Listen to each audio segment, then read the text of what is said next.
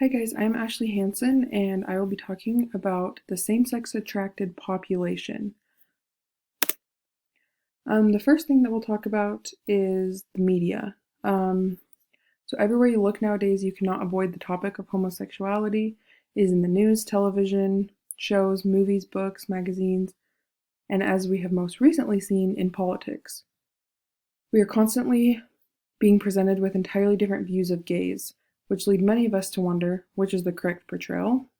Something I want to add here is I think that for the most part, in some of my research, I've seen that those age 56 and older have a harder time accepting the gay community. So most of us, I know that there are some that are in our class and older, but I think that most of us for our age are pretty accepting towards this community. And perhaps all portrayals of this population are correct. Family support. So family support is major for this population. A lot of individuals in this population choose to stay in the shadows for a long time because they're actually scared of what their family members will think of them. LGBTQ adults whose parents support them and their sexuality have overall health and mental health. They also have higher self-esteem and are less likely to be depressed, use illegal drugs, or think about suicide. The role of peers in supporting this community. Peers are an important source of support for the LGBTQ individuals.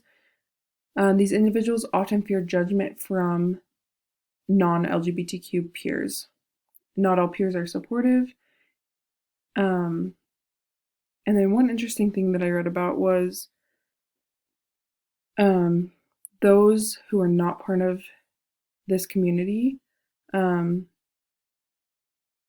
they serve as a great form of support towards those who are. So peers play a big part in this community.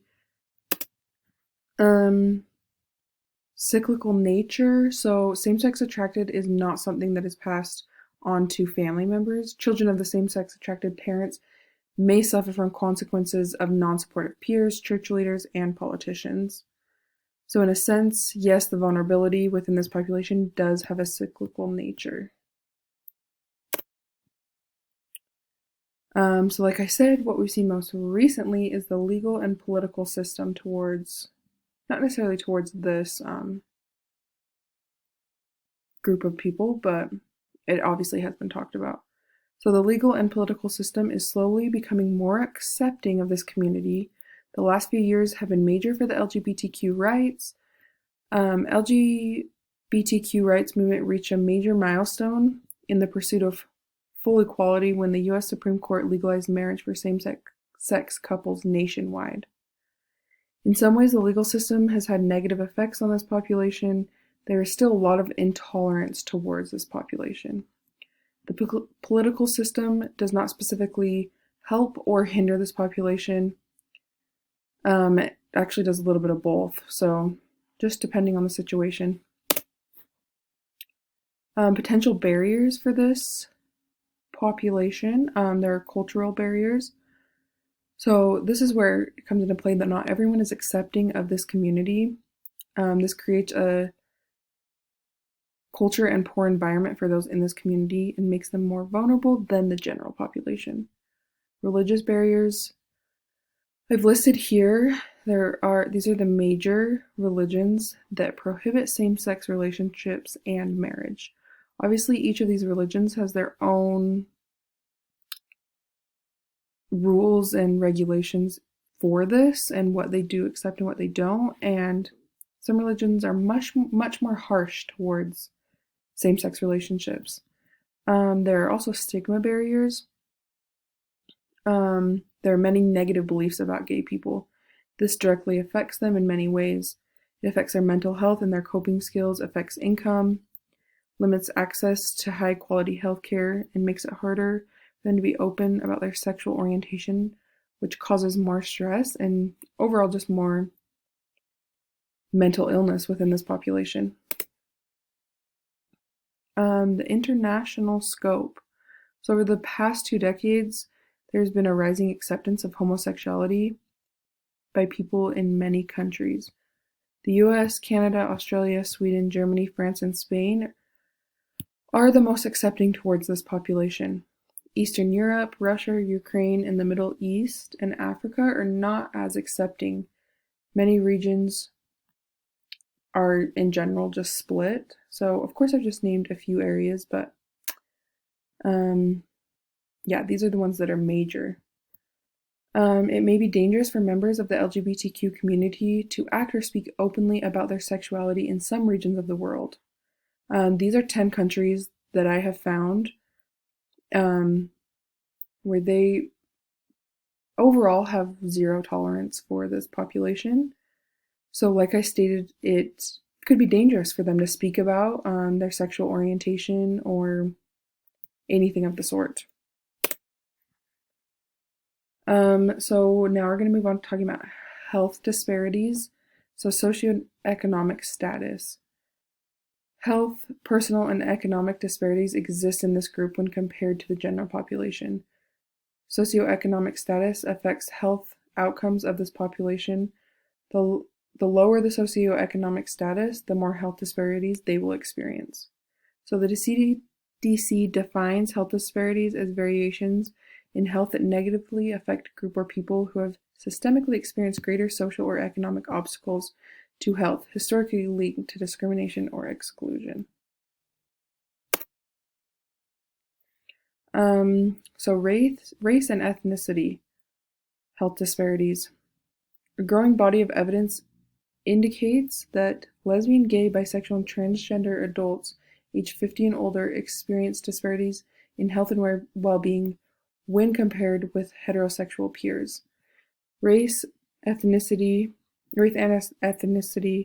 they're known to be a significant determinant of health disparities among older adults in general, particularly among African Americans and Hispanics. Indirect pathways between race and ethnicity were observed. So HRQOL is health-related quality of life. Were observed in one study which was completed. So there really, from what I could see, a lot of research said that there aren't many, there's not much research out there on race and ethnicity for it causing health disparities for this community. But it did talk a lot about how African Americans and Hispanics are the most affected if they are part of the LGBTQ community.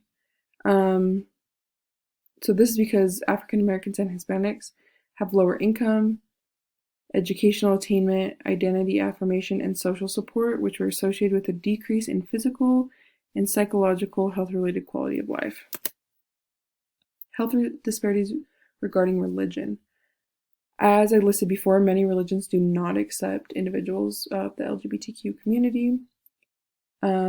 Religious conflicts are common, causing suicidal behavior among LGBTQ adults. The majority of Americans, 57%, identify religious belief, meaning they believe in God, as a requisite for moral judgment. Due to these factors, LGBTQ persons who mature in a religious community context report experiencing increased discrimination and internalized homophobia.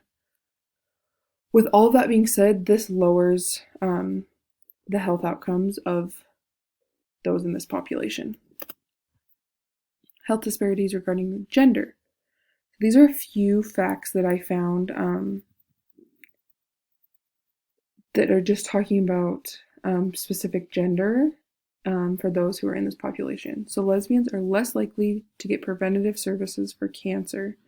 Gay men are at higher risk for HIV and other STDs, especially among communities of color. Lesbians and bisexual females are more likely to be overweight or obese, and transgender individuals have a high prevalence of HIV or STDs, victimization, mental health issues, and suicide, and are less likely to have health insurance than heterosexual or LGBT individuals.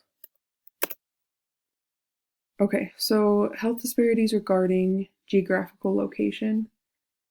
Um, Honestly, there was not a ton of information on this, but as we know, this population is already at higher risk of certain conditions. They have less access to healthcare and have worse health outcomes. There are numerous factors associated with why LGBTQ individuals have less access to care.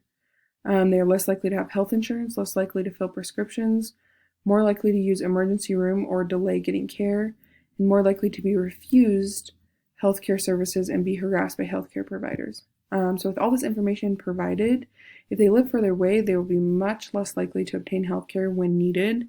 So, therefore, telehealth is likely beneficial for this population.